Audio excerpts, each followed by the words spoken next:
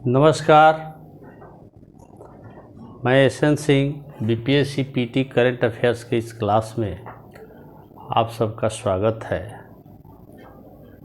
आज कुछ हाल के अखबारों में जो कुछ चर्चा में रहा है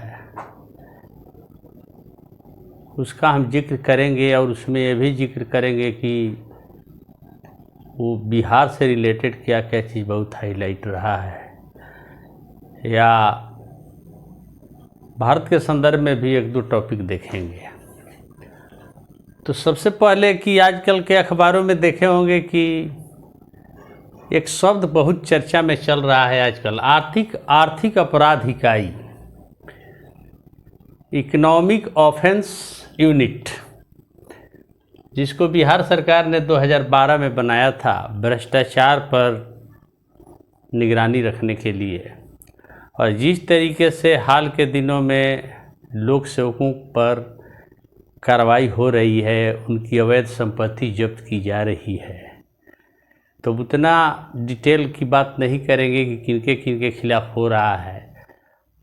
सिर्फ इस चीज़ की चर्चा करेंगे टॉपिक की कि आर्थिक अपराध इकाई, बिहार राज्य विशेष न्यायालय अधिनियम, राज्य लोकायुक्त कानून या राज्य लोक सेवा अधिकार आरटीएस या राज्य लोक शिकायत निवारण कानून, और कुछ है रिलेटेड बिहार से कि राज्य गीत, राज्य प्रार्थना गीत या राजकीय पक्षी, राजकीय पशु, राजकीय वृक्ष और राजकीय फूल क्या है।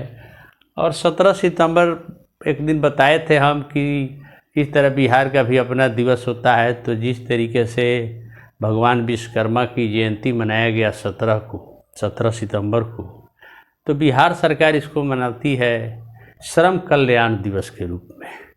और इसी दिन प्रधानमंत्री नरेंद्र मोदी का भी जन्म दिवस था। तो थोड़ा उससे भी रिलेटेड कुछ क्वेश्चन एराइज करेंगे कि क्या क्या क्वेश्चन हो सकता है आपका। तो सबसे पहले इकोनॉमिक, एक टॉपिक भी पूछ सकता है एक क्वेश्चन टॉपिक में कि इसका फुल फॉर्म क्या है, और 4 विकल्प दे सकता है। तो इकोनॉमिक ऑफेंस यूनिट, आर्थिक अपराध इकाई, जिस 2012 में पटना बेली रोड में ही इसका मुख्यालय है, और ये कई ठिकानों पर अवैध बालू खनन से लेकर बहुत सारे लोक सेवकों से लेकर इंजीनियरों तक पर ही कार्रवाई हो रही है। इसको हाईलाइट देख रहे हैं आप, जिनका मकान जब्त करके बहुत सारा चीज़ हो रहा है। उसी तरह बिहार राज्य विशेष न्यायालय अधिनियम 2009 में बना। अब भ्रष्टाचार निवारण कानून जो केंद्र का है 1988, उसी के तहत बिहार सरकार 2009 में ये बनाया था। लेकिन चूँकि राज्यपाल इसको पुनर्विचार के लौटाए, फिर एक बार राष्ट्रपति के पास भी भेज दिए थे, तो प्रतिभा देवी पाटिल ने जनवरी 2010 में इसको मंजूरी दी थी। तब बिहार राज्य विशेष न्यायालय अधिनियम बनाने वाला बिहार देश का पहला राज्य बना जो लोक सेवकों की भ्रष्टाचार की निगरानी करेगा। कई विशेष अदालतें बनेगी, अवैध संपत्ति जब्त होगी, घर जब्त होगा तो उनकी सरकारी भवन या अनाथालय बनाया जाएगा, हॉस्पिटल बनाने की बात है। उसी तरह अगर मुख्यमंत्री के ऊपर भी भ्रष्टाचार लगे तो मुख्यमंत्री को भी और मंत्री और विधायकों के खिलाफ भी लोकायुक्त जांच करता है। ऐसा कानून, यानी मुख्यमंत्री को भी दायरे में, मंत्री विधायक को भी दायरे में लाने वाला एक कानून बिहार में बना है, और ये बना है दिसंबर 2011 में। लेकिन यह राज्य लोकायुक्त की मुख्यमंत्री का भ्रष्टाचार या विधायक मंत्री का भ्रष्टाचार की जांच करने के लिए बिहार सरकार बनाने वाला दूसरा राज्य रहा। इसके पहले मुख्यमंत्री को दायरे में लाने वाला लोकायुक्त कानून बनाया था नवंबर 2011 में उत्तराखंड। तो इस तरीके से क्वेश्चन हो सकता है। और वर्तमान में लोकायुक्त कौन है बिहार के, तो श्याम किशोर शर्मा हैं। और अब यहाँ पर एक क्वेश्चन राइज होगा कि ये 3 सदस्यीय लोकायुक्त होते हैं, तो इस सारे लोकायुक्तों की नियुक्ति कौन करता है। तो इसके लिए एक 5 सदस्यीय कमेटी बनती है, और उस 5 सदस्यीय कमेटी किसकी अध्यक्षता में बनती है? तो देखिए, इसको ध्यान दीजिएगा, ये विधान परिषद के सभापति की अध्यक्षता में बनती है। और ये सदस्य कौन कौन होते हैं? तो बिहार विधानसभा के अध्यक्ष और हाई कोर्ट के 2 जज, सीनियर जज और एक पूर्व लोकायुक्त रहते हैं। तो अगर ये क्वेश्चन हो जाता है कि राज्य लोकायुक्त, बिहार में राज्य लोकायुक्त के जो चयन होता है वो 5 सदस्यीय कमेटी करती है, उसका चेयरमैन कौन होता है? तो एक रहेगा बिहार विधान परिषद के सभापति या विधानसभा अध्यक्ष या और सब हाई कोर्ट के पूर्व मुख्य न्यायाधीश या पूर्व लोकायुक्त रहेगा या नन ऑफ दीज जो रहता है बीपीएससी में। तो याद रखिएगा कि यहाँ बहुत कन्फ्यूजन होगा कि विधानसभा अध्यक्ष तो जरूर हो सकता है, ऐसा बात नहीं है, विधान परिषद के सभापति होते हैं। उसी तरह राज्य लोक सेवा अधिकार RTS, right to service act, ये 2011 15 अगस्त 2011 को गांधी मैदान में मुख्यमंत्री ने घोषणा किया था कि एक नियत समय में आय प्रमाण पत्र या इनकम जो भी जाति प्रमाण पत्र, अब तो इसका पोर्टल भी लॉन्च कर दिया गया है कि 5 कार्यों के लिए ऑनलाइन भी आप कर सकते हैं शिकायत। तो नियत समय पर आपको बार बार कार्यालय का चक्कर नहीं लगाना पड़ेगा। तो बिहार राज्य लोक सेवा अधिकार कानून 2011, ये 15 अगस्त 2011 को लागू करने वाला बिहार पहला राज्य। उसी तरह एक राज्य लोक शिकायत निवारण कानून 2016 जो 5 जून 2016 को लागू हुआ और इसके तहत बहुत सारे अधिकारी भी नियुक्त किए गए हैं कि अगर काम नहीं पूरा हो रहा है तो उसके लिए, चूँकि उसके पहले मुख्यमंत्री के दरबार, जनता के दरबार में मुख्यमंत्री शुरू करते थे, लेकिन अब पुनः उसके बाद वो बंद कर दिए थे, लेकिन फिर दोबारा ये जनता के दरबार में मुख्यमंत्री की शुरुआत की है। हालांकि पहली बार जनता के दरबार में मुख्यमंत्री जगन्नाथ मिश्रा ने मुख्यमंत्री जनता के दरबार वो शुरुआत किए थे 1980 में, ये बता भी चुके हैं।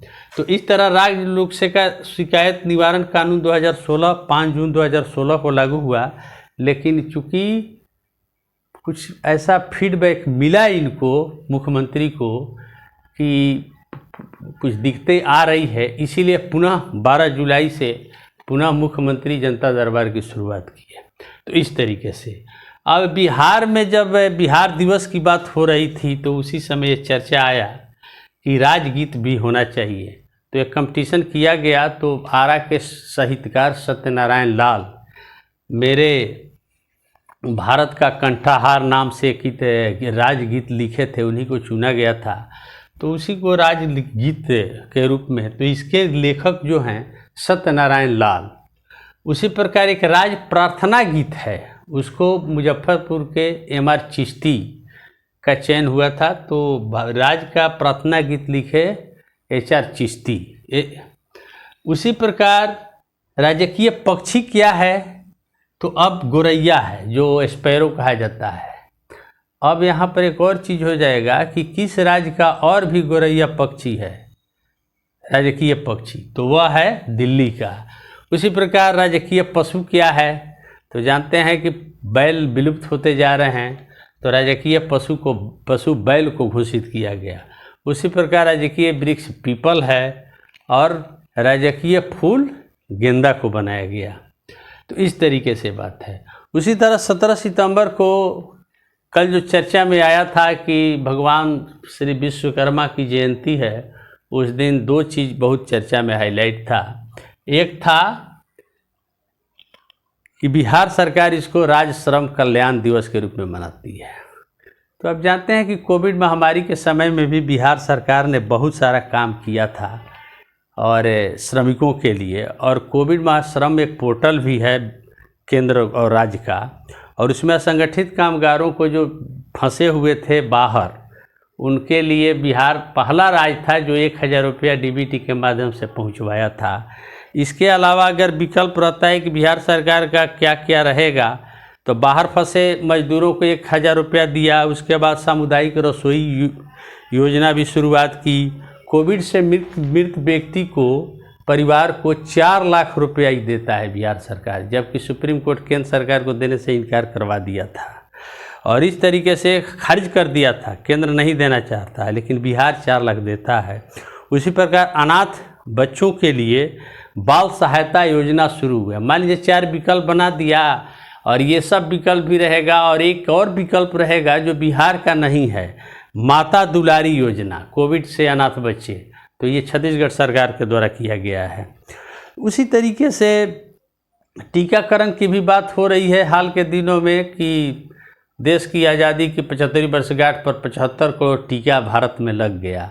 और वैक्सीन जो शब्द है यह लैटिन भाषा का शब्द है जिसका शाब्दिक अर्थ होता है काऊ, गाय, और भारत विश्व का सबसे बड़ा मुफ्त टीकाकरण अभियान चला रहा है जो 16 जनवरी से शुरू हुआ है। और भारत 16 जनवरी 2021 से शुरू हुआ है। तो भारत का पहला टीका किसको दिया गया था? तो एम्स नई दिल्ली के सफाई कर्मी राम बाबू इसको मनीष कुमार को, और बिहार का पहला टीका तो IGMS के सफाई कर्मी मनीष कुमार को, और झारखंड का पहला टीका तो एक नर्स मरियम को दी गई थी। और इस तरीके से 21 जून को मुफ्त टीकाकरण 18+ के लिए मुफ्त टीकाकरण अभियान की शुरुआत हुई।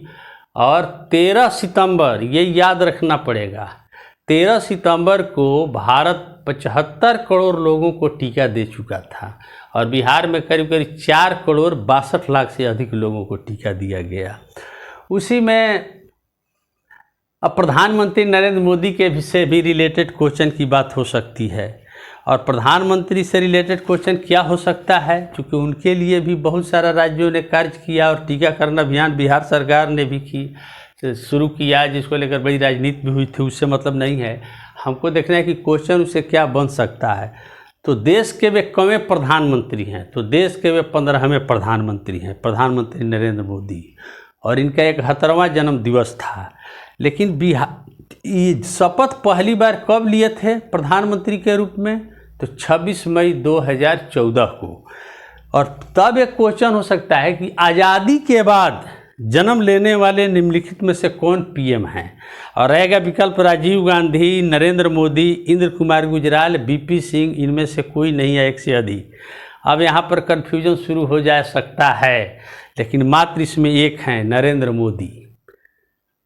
17 सितंबर 1950। उसके बाद एक क्वेश्चन हो सकता है कि गुजरात से पहली बार कौन प्रधानमंत्री बना? तो ये बने थे पहली बार मोरारजी देसाई, ये दूसरे व्यक्ति थे नरेंद्र मोदी। उसी प्रकार क्वेश्चन होता है कि मुख्यमंत्री पद से त्याग पत्र देकर सीधे प्रधानमंत्री का पद किसने लिया? तो रहेगा विकल्प नरेंद्र मोदी, HD देवगौड़ा, या VP सिंह, या चौधरी चरण सिंह। तो ये कन्फ्यूजन तो होगा।